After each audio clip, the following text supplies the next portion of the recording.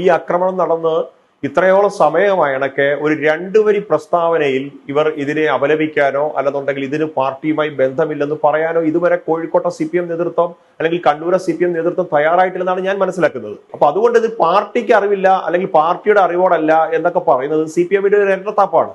കാരണം ഇങ്ങനെയൊക്കെ പ്രതിരോധത്തിലുണ്ടാകുന്ന സമയത്ത് ഇവർ പണ്ടും പല സാഹചര്യത്തിലും ഇതൊക്കെ പറഞ്ഞിട്ടുണ്ട്. രണ്ട്, ഇതിനകത്ത് നമ്മൾ മനസ്സിലാക്കേണ്ടത് ഇവരുടെ ഈ അസഹിഷ്ണുതയുടെ ഒരു കാലപ്പഴക്കമാണ്. CPM ബാലഗോകുലത്തിന്റെ ശോഭായാത്രയ്ക്ക് ബദലായിട്ട് കണ്ണൂരും പിന്നീട് സംസ്ഥാന വ്യാപകമായിട്ടും ശോഭായാത്ര സംഘടിപ്പിക്കാൻ തുടങ്ങിയത്. ആ സമയത്ത് നമ്മൾ കണ്ടതാണ് ഗുരുദേവനെ കുരിശിലേറ്റുന്നത് ഉൾപ്പെടെയുള്ള നിശ്ചല ദൃശ്യങ്ങൾ ഉണ്ടാക്കിക്കൊണ്ടാണ് ഇവർ ആ ശോഭായാത്ര നടത്തിയത്. രാമന്റെ പാട്ടിന് ഡാൻസ് കളിക്കുമോടി എന്നാണ് ചോദ്യം. പിന്നെ ഏത് പാട്ടിനാണ് ശോഭായാത്രകൾ ഡാൻസ് കളിക്കേണ്ടത്? പണ്ട് നടത്തിയതുപോലെ ഇന്ന് ഈ പാർട്ടി ലോകമെങ്ങും ശോഭിച്ചിടാൻ കാരണഭൂതന്റെ പാട്ടിനാണോ ഡാൻസ് ചെയ്യേണ്ടത് ശോഭായാത്രയിൽ? ഈ പച്ച മലയാളത്തിൽ പറഞ്ഞാൽ അന്തം കമ്മികൾ വിശ്വസിക്കുന്നത് കേരളത്തിൽ ഒരു ദൈവമേ ഉള്ളൂ, ആ ദൈവം കാരണഭൂതനാണെന്നാണ് ഇവരുടെ വിശ്വാസം. അതാണ് ഇവരുടെ പ്രശ്നം. ഇവർ ഇത് അലങ്കോലമാക്കാൻ ശ്രമിച്ചുകൊണ്ടേയിരിക്കും. എന്നിട്ട് നോക്കണം ഇരട്ടത്താപ്പ്. എന്നിട്ട് ഭക്തന്മാരെ, വിശ്വാസികളെ പറ്റിക്കുവാൻ വേണ്ടിയിട്ട് തികച്ചും വോട്ട് ബാങ്ക് രാഷ്ട്രീയത്തിന് വേണ്ടിയിട്ട് ഇവർ മറുവശത്ത് പോയിട്ട് വിശ്വാസ സംഗമം അല്ലെങ്കിൽ ആഗോള അയ്യപ്പ സംഗമവും സംഘടിപ്പിക്കുന്നു.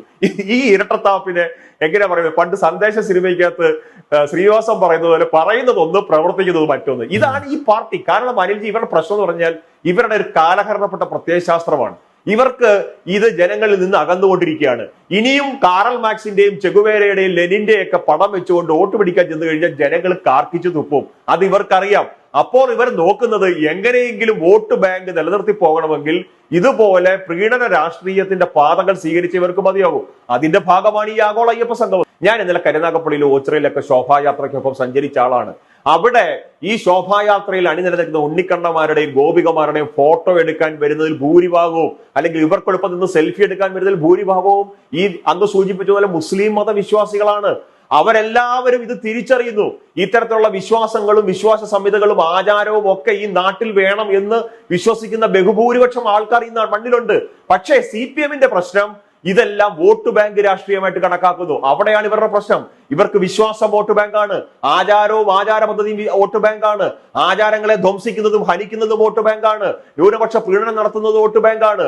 ഇവർക്ക് മനസ്സിൽ എങ്ങനെയും അധികാരം നിലനിർത്തി പോകുക, അധികാര രാഷ്ട്രീയത്തിനപ്പുറത്ത് ജനങ്ങളോടോ വിശ്വാസികളോടോ അല്ലെങ്കിൽ ആചാരങ്ങളോടോ ഇവർക്ക് യാതൊരു പ്രതിബദ്ധതയുമില്ല.